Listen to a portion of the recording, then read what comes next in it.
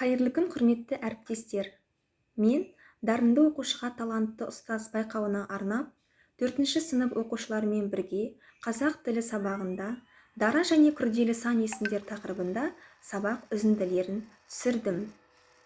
Мен өз сабағыма талдау жасай кетсем, негізгі менің сабағымның мақсаты оқушылардың білім-білік дағдыларын қалыптастыра отырып, оларға сан есімнің дара және күрделі түрлерін туралы мағлұмат беру. Оқушылардың сөздік қорын байыту, сөйлеу мәдениетін арттыру болып табылады. Мен өз сабағымда әртүрлі әдіс-тәсілдерді қолдандым.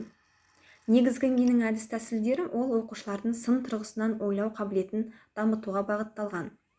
Атап айтсақ, топтық жұмыс, ойлаудың 6 қалпақ әдісі және де кері байланыс ретінде жеміс ағашын пайдаландым.